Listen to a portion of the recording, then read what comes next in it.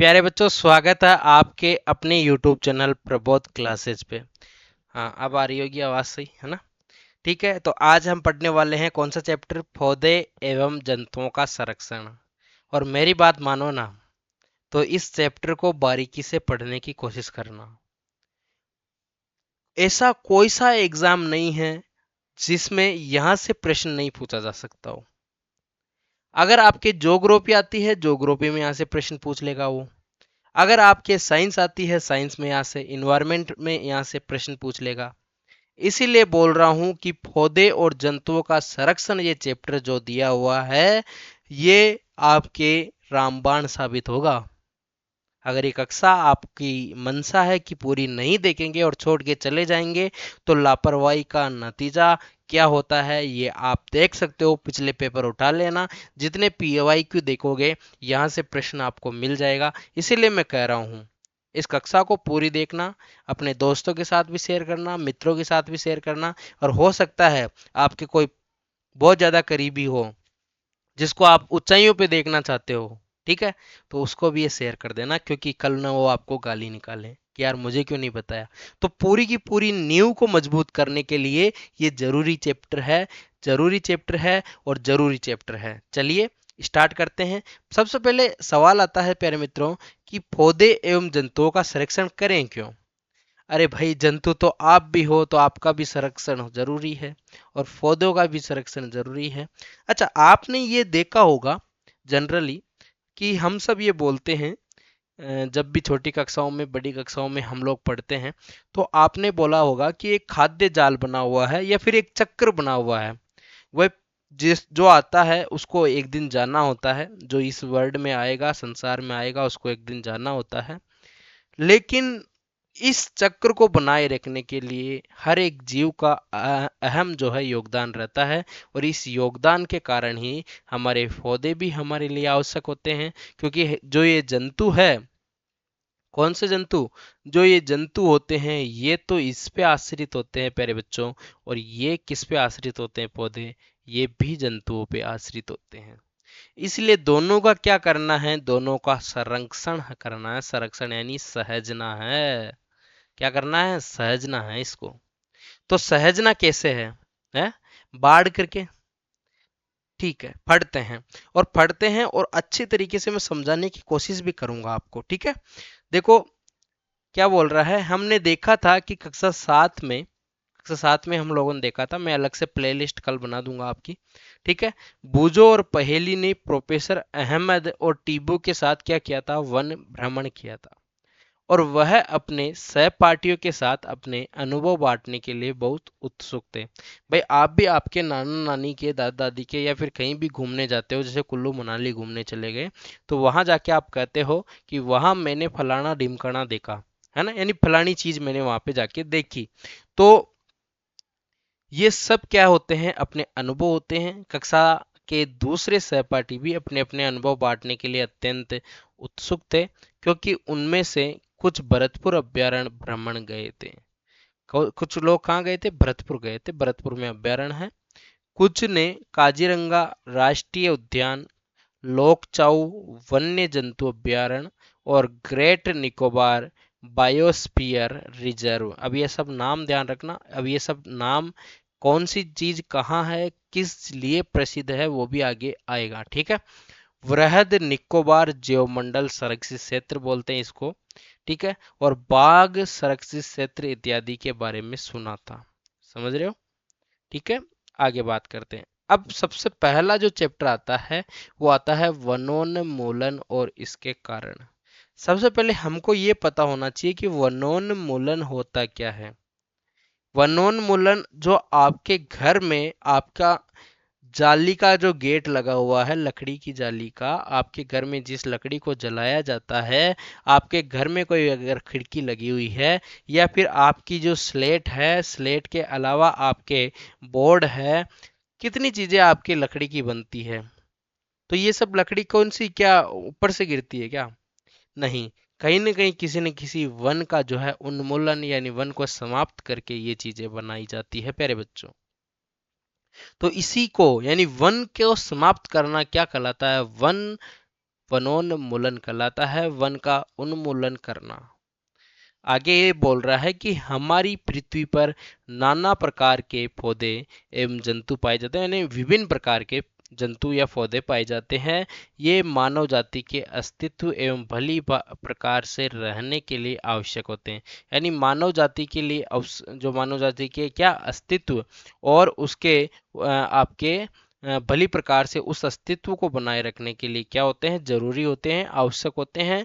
आज इन जीवों के अस्तित्व के लिए वनोन्मूलन एक बड़ा खतरा बन गया है, क्योंकि आपने ये चीज देखी होगी कि पिछले कई सालों से कई प्रकार के जीव विलुप्त हो चुके हैं।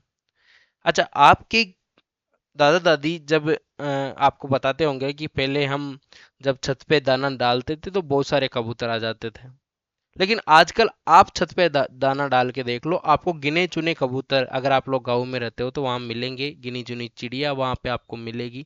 तो ये एक प्रकार का वनोन्मूलन से होने वाला खतरा है किसी न किसी जीव के लिए। वनोन्मूलन का जो अर्थ होता है प्यारे मित्रों, वनों को समाप्त करने पर प्राप्त भूमि का अन्य कार्यों में उपयोग लेना। जैसे आपके दादा दादी वगैरह जो होते हैं वो आपको बोलते होंगे कि यहाँ जब हम आए थे तब यहाँ चारों ओर क्या थे, वन ही वन थे, या फिर बबूल थे, कीकर थे, है ना, या फिर नीम के पेड़ लगे हुए थे, या फिर कुछ ना कुछ पेड़ पौधे लगे हुए थे, यहाँ पे मकान नहीं थे।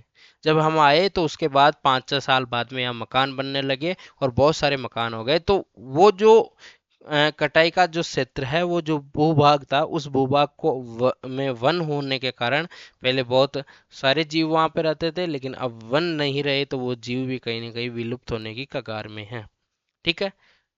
वन में वृक्षों की कटाई निम्न उद्देश्य से की जाती है। कौन कौन सा उद्देश्य हो सकता है? कृषि के लिए भूमि, घरों व कारखानों का निर्माण उस भूमि पे कर देते हैं, और हम लोग फर्नीचर बनाते हैं, लकड़ी का उपयोग ईंधन के रूप में करते हैं, तो वहां भी हम वनोन्मूलन की प्रक्रिया आजमाते हैं। दावानल एवं भीषण सूखा भी वनोन्मूलन के कुछ प्राकृतिक कारण हैं। कई बार बारिश नहीं होती है, बारिश नहीं होगी तो बरसात नहीं होगी, तो फिर वहाँ पे रहने वाले जीव या फिर वहाँ पे जो पेड़ पौधे हैं वो सूख जाएंगे, और सूखने के बाद वहाँ पे जो है सब कुछ नष्ट हो जाएगा। ठीक है। वनोन्मूलन के परिणाम, परिणाम क्या क्या है?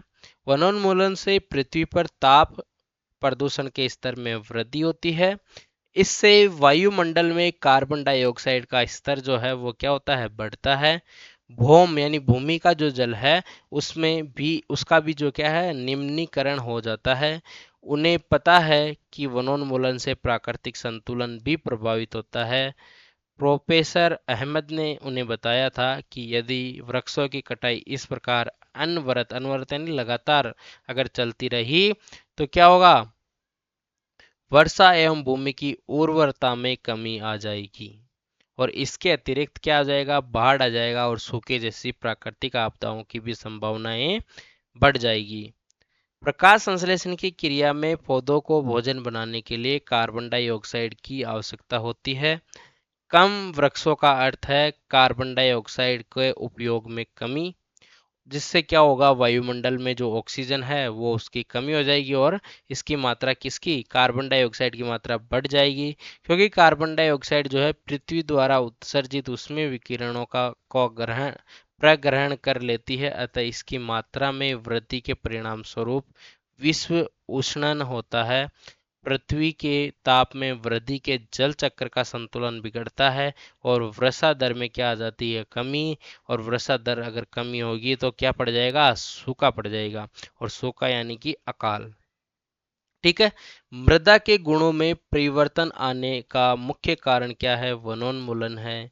किसी क्षेत्र के मृदा के भौतिक गुणों पर वृक्षारोपण के वनस्पति का प्रभाव पड़ता है। भूमि पर वृक्षों की कमी होने से मृदा अपरदन अधिक होता है। मृदा की ऊपरी परत हटाने से नीचे की कठोर चट्टानें दिखाई देने लगती है, और इससे मृदा में ह्यूमस यानी कि नमी की जो है वो कमी हो जाती है, और उर्वरकता की भी अपेक्षाकृत कमी हो जाती है, और धीरे धीरे क्या हो जाता है, वो उर्वर भूमि जो है जहाँ पे हम लोग फसल उगाते थे अब वो मरुस्थल में परिवर्तित हो जाता है, और इसे क्या कहते हैं, मरुस्थलीकरण करण कहते हैं। तो मरुस्थलीकरण की परिभाषा अगर आपको पूछ ली जाए तो धीरे धीरे वृक्षों में कमी, मृदा में ह्यूमस की कमी, और उससे जो मिट्टी है, मिट्टी में उर्वरता में जो है कमी आ जाती है। तो उस कमी के कारण होने वाला जो नुकसान है, या फिर आपके बनने वाला जो मैदान है उसको मरुस्थल बोलते हैं, और उस मरुस्थल के बनने की जो प्रक्रिया है उसको मरुस्थलीकरण बोलते हैं। ठीक है, आगे बात करते हैं। आगे बात करने से पहले आप सभी को सौगंध होगी अपने अपने, जिसको जिसको मानते हो ना उसकी उसकी, अगर इसको सब्सक्राइब नहीं किया चैनल को तो, और अपने दोस्तों के साथ भी शेयर कर देना। ठीक है, अगर अच्छा लग रहा हो तो, नहीं लग रहा हो तो कोई बात नहीं, सौगंध तो फिर भी होगी। ठीक है, चलिए आगे चलिए। वनोन्मूलन से मृदा की जल धारण क्षमता तथा भूमि की ऊपरी सतह से जल के नीचे की ओर अंतः स्त्रवण पर भी विपरीत प्रभाव पड़ता है, जिसके परिणाम स्वरूप बाढ़ आती है। और बाढ़ के कारण जो है मृदा के अन्य गुण जैसे पोषक तत्व गठन इत्यादि भी वनोन्मूलन के कारण प्रभावी होते हैं। वनों से हमें अनेक उत्पाद प्राप्त होते हैं। इन्हीं उत्पाद की सूची आपने बनाई होगी पहले भी, और बना लीजिएगा। यदि हम वृक्षों को निरंतर कटाई करते रहें तो इन उत्पादों में जो है वो कमी को सामना हम लोगों को करना पड़ सकता है। ठीक है, अब अगला टॉपिक आ जाता है वन एवं वन्य प्राणियों का संरक्षण कैसे करें। तो सबसे पहले इसके संरक्षण के लिए हम लोग क्या करेंगे, किस प्रकार से संरक्षण इसका करेंगे, चलिए पढ़ते हैं। जैवमंडल संरक्षित क्षेत्र के भ्रमण का आयोजन किया था, और इसके लिए उन्होंने पंचमढ़ी जैव मंडलीय संरक्षित नामक क्षेत्र चुना। वे जानते थे कि इस क्षेत्र के पौधे जो है और जंतु जो है ऊपरी हिमालय की श्रृंखलाओं एवं निचले पश्चिमी घाट के समान है। प्रोफेसर अहमद का विश्वास है कि इस क्षेत्र के जैव विविधता अनूठी है। उन्होंने वन कर्मचारी श्री माधव जी से जैव मंडलीय संरक्षित क्षेत्र में बच्चों का मार्गदर्शन करने का अनुरोध किया, यानी कि उन्होंने एज ए गाइड जो है वो माधव जी को चुना। और माधव जी क्या क्या बताएंगे वो सब हम लोग इसमें देखेंगे। जैव मंडल पृथ्वी का क्या भाग है, वह भाग है पृथ्वी का जैव मंडल जिसमें सजीव पाए जाते हैं अथवा जो जीवन यापन के योग्य हैं। जैव विविधता का अर्थ है पृथ्वी पर पाई जाने वाले विभिन्न जीवों की प्रजाति व उनके पारस्परिक संबंध, पर्यावरण से उनका संबंध।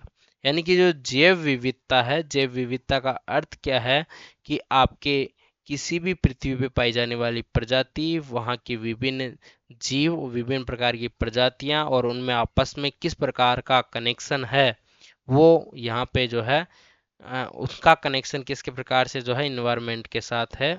इसका मतलब क्या होता है, जैव विविधता होता है।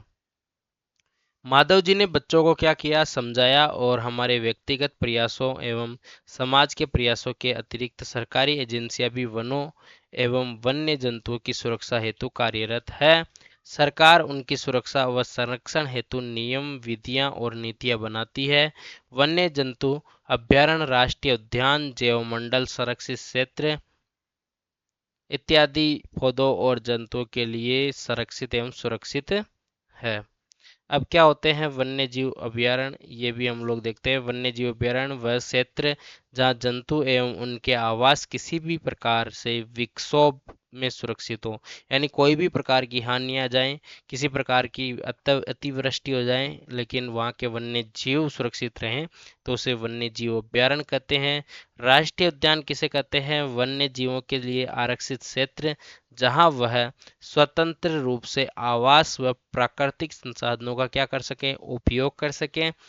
जैव मंडल आरक्षित क्षेत्र क्या कहलाता है, जहाँ वन्य जीवन, पौधों और जंतु संसाधनों और उस क्षेत्र के आदिवासियों के पारस्परिक ढंग से जीवन यापन हेतु विशाल संरक्षित क्षेत्र को क्या कहते हैं, जैव मंडल आरक्षित क्षेत्र कहते हैं।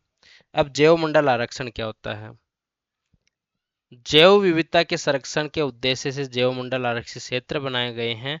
जैसा आप जानते ही हैं कि जैव विविधता का अर्थ किसी जैव विशेष में पाए जाने वाले सभी पौधे, जंतु और सूक्ष्म जीवों की विभिन्न प्रजातियां हैं।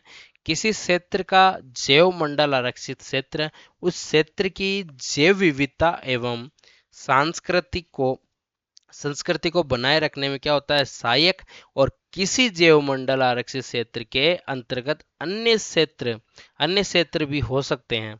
जैसे आपके पंचमढ़ी जैव मंडल आरक्षण क्षेत्र है, इसमें सतपुड़ा नामक एक राष्ट्रीय उद्यान और तथा बोरी व पचमढ़ी नामक दो वन्य जंतु अभ्यारण्य आते हैं। किसमें, आपके कौन से, पंचमढ़ी जैव आरक्षण क्षेत्र में।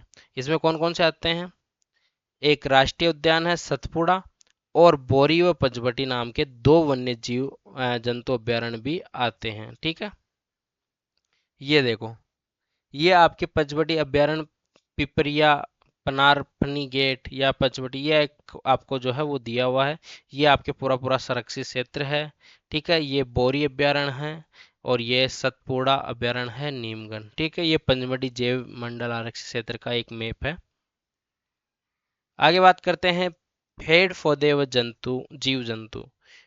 बच्चों में भ्रमण करते समय जैव मंडल आरक्षित क्षेत्र की हरियाली सभ्यता की प्रशंसा की। वे लंबे लंबे सागौन के वृक्षों एवं वन्य प्राणियों को देखकर क्या थे, प्रसन्न थे। ठीक है, पहेली ने अचानक एक खरगोश देखा और उसे पकड़ने का प्रयास किया। वह पीछे दौड़ने लगी।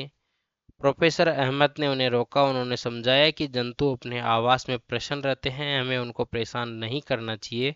माधव जी ने क्या समझाया कि जंतु जो है वो और पौधे जो है वो एक विशेष क्षेत्र में पाए जाते हैं। किसी विशेष क्षेत्र में पाए जाने वाले पौधे, पेड़ पौधे उस क्षेत्र के वनस्पति जात एवं जीव जंतु प्राणी जात कहलाते हैं। यानी पेड़ पौधे तो क्या कहलाते हैं, वनस्पति जात, और जीव जंतु क्या कहलाते हैं, प्राणी जात कहलाते हैं। अब कौन कौन से वृक्ष के बारे में बात कर रहा है ये, साल, सागौन, आम, जामुन, सिल्वर फर्न, अर्जुन इत्यादि क्या है, वनस्पति जात। और चिंकारा, नीलगाय, बार्किंग, हिरण, चीतल, तेंदुआ, जंगली कुत्ता, भेड़िया इत्यादि क्या है, पंचमढ़ी जैव अभ्यारण्य आरक्षण क्षेत्र के प्राणी जात है। ठीक है, विशेष क्षेत्रीय प्रजाति, ये विशेष क्षेत्रीय प्रजाति के बारे में बात करते हैं। पौधों एवं जंतुओं की वह स्पीसीज जो किसी विशेष क्षेत्र में विशिष्ट रूप से पाई जाती है, विशेष क्षेत्रीय स्पीसीज कहलाती है। ये किसी अन्य क्षेत्र के प्राकृतिक रूप से नहीं पाई जाती है। किसी विशेष प्रकार के पौधे एवं जंतु किसी विशेष क्षेत्र, राज्य अथवा देश की विशेष क्षेत्रीय हो सकती है। माधव जी ने पंचमढ़ी जैव आरक्षण क्षेत्र में स्थित साल और जंगली आम के पेड़ पौधों को दिखाकर विशेष क्षेत्रीय वनस्पति जात का उदाहरण दिया। विशन भारतीय विशाल गिलहरी तथा उड़ने वाली गिलहरी इस क्षेत्र के विशेष क्षेत्रीय प्राणी हैं।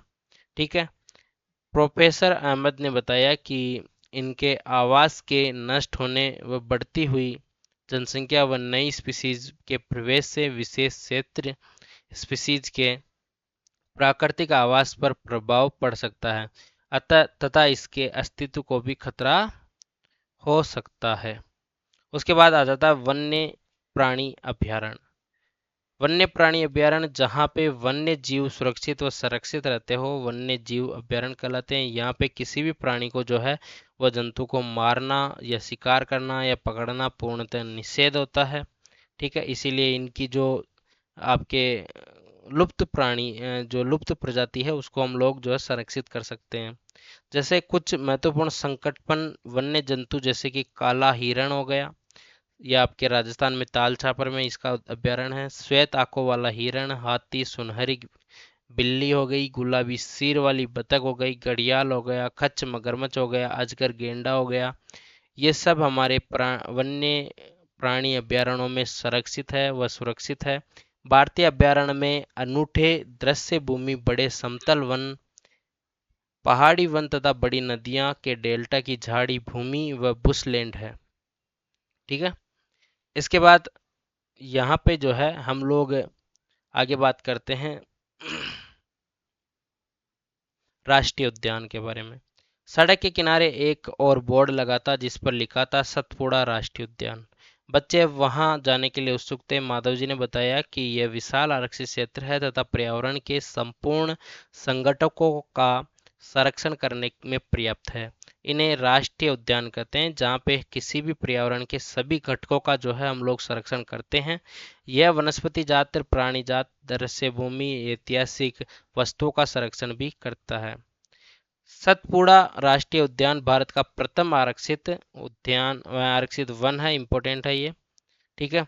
बाद में सर्वोत्तम किस्म के टीक यानी सागौन जो है वो इस वन में मिलते हैं, ये भी इंपॉर्टेंट है।